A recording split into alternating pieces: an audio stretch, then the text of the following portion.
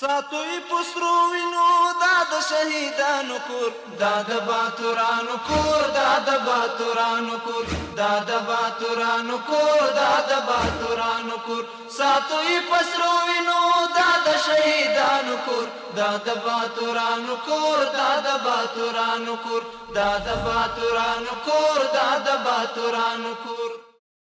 د لوی څښتن تعالی په نامه سلامونه ستړي مسئ د بلخ د ملي تلویزیون قدرمنو لیدونکو او اوریدونکو د دې مهال خبرونو ته زه عبدالرحمن عاطف هرکلی کوم. د بلخ مرستیال والي د دې ولایت له یو شمېر تولیدي کارخونو څخه د لیدنې پر مهال یې د هغوی د تولیداتو د معیاري کېدو پر بهیر ټینګار کړی او اسلامي امارت یې د ملي سوداګرو او صنعتکارانو د ملاتړ په برخه کې ژمن بللی دی. له بلې خوا د دې ولایت صنعتکارانو د اسلامي امارت د مسؤلینو له لوري د کورنیو تولیداتو له ملاتړ څخه د ستاینې ترڅنګ د هیواد له نورو سوداګرو غوښتنه کړې چې په افغانستان دننه پانګونه وکړي څو هیوادوالو ته د کار زمینه برابره شي.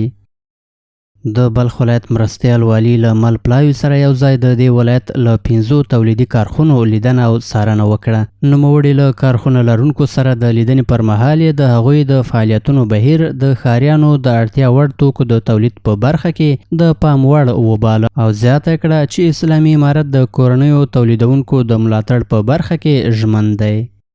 از داخل افغانستان بیرون افغانستان صادرات داشته باشیم و ضرورت بیرون کشور نداشته باشیم. از خاطر که ما و از خاطر مسئولیت ما است که باید ما دیدن بکنیم از فامیلکادرها حمایت بکنیم. از همین خاطر ما نزدیک میبینیم و از خاطر به چشم سر میبینیم دیدن میکنیم به این حمایت میکنیم این را تشویق میکنیم. همدارنګه د بلخ ولایت مسؤلین وایي چې د ولایتي مقاماتو له لوري له کارخونو څخه د لیدنې موخه د هیواد د تولیدي سکتور ملاتړ او وده ده او ډاډ ورکوي چې د اسلامي امارت د مسؤلینو د سپارښتنو له مخې به د صنعتکارانو لپاره ټولې لازمي اسانتیاوې برابرې کړي. د بلخ د صنایعو او قانون خونې رئیس دا اقدام د اقتصادي زیربناو د پراختیا او د هیواد د ځان بسیا کېدو لپاره د یو نوی پړاو پیل وباله او د صنعتکارانو د اساسي اړتیاو د پوره کولو پر لور یې دغه تګلاره مهمه وبلله.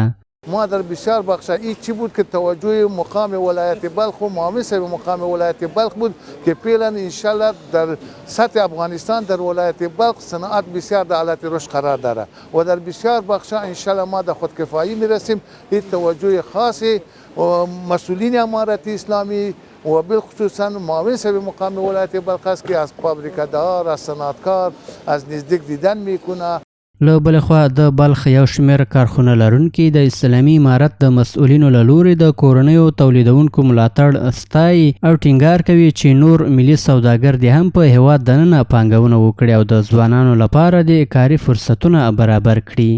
یگانه مشکلاتی که ما فعلا در ایجاد داریم کمبودی برق داریم. شما خودتان عملا دیدین که یک بخش از ماشینالات ما فعلا پرچاو است. نسبت به کمبود برق مشکلات برق داریم دیگه. الحمدلله دیگه از نگاه امنیت از همه چیز راضی هستیم. فعلا ریاست پروشنا برشون وعده دادن که بر شما برق میتیم دیگه. از جناب معاون صاحب ولایت بلخ تشکر میکنیم که من از فابریکات دیدن میکنم تا برنامه گرفتن که اینا من حمایت میکنن از تولید صنعت داخلی. ما بسیار خوشحال هستیم.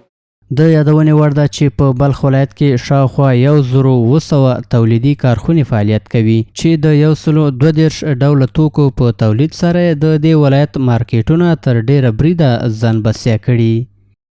د بلخ ولایت امنیه قومندان ملا عبدالرازق راشد په خپل کاري دفتر کې د اقتصاد وزارت د مؤسسو د انسجام له لوی رئیس مفتی عبدالسلام اشرفي د بلخ ولایت د اقتصاد رئیس مولوي سردار محمد حیدري او ورسره مل پلاوي سره وکتل او له یو بل سره لیدلوري شریک کړل.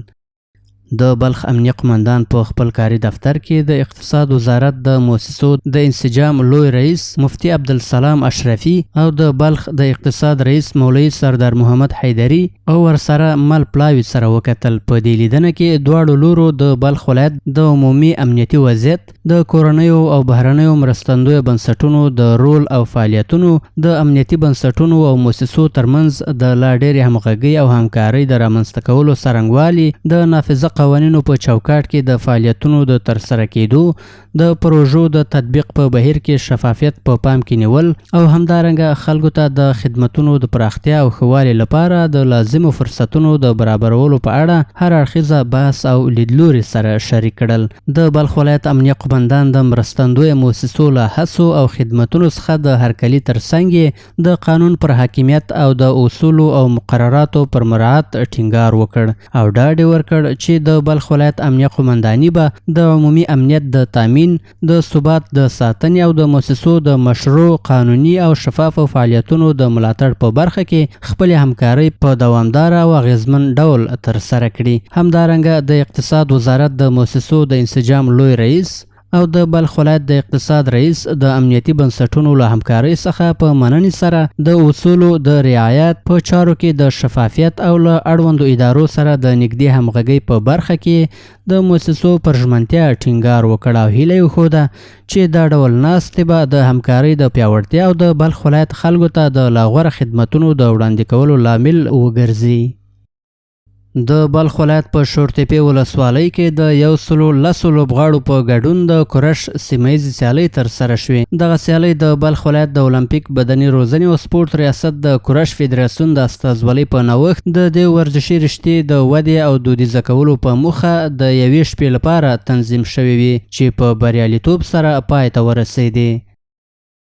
د بلخ ولایت په شورتپې ولسوالۍ کې د 110 تنو ترمنځ د کورش سیالۍ ترسره شوې. د دغو سیالیو په بهیر کې لوبغاړو په دوستانه او منظمو رقابتونو کې له یو بل سره سیالي وکړه. د سیالیو په پای کې 15 لوبې په مساوي ډول پای ته ورسېدې او 40 تنو نورو لوبغاړو د خپلو سیالانو په ماتولو سره بریاوې خپل او لومړي مقامونه ترلاسه کړل. د سیالیو تنظیمونکو مسؤلینو د دغو سیالیو د ترسره کولو موخه په سیمهیزه کچه د کورش لوبې وده او پراختیا، د ځوانو استعدادونو پیژندنه او سالمو ورزشي فعالیتونو ته د نوي نسل هڅونه وبلله او همدارنګه د دغو سیالیو په پای کې غوره لوبغاړو ته ځانګړې شوې ډالۍ هم ورکړل شوې.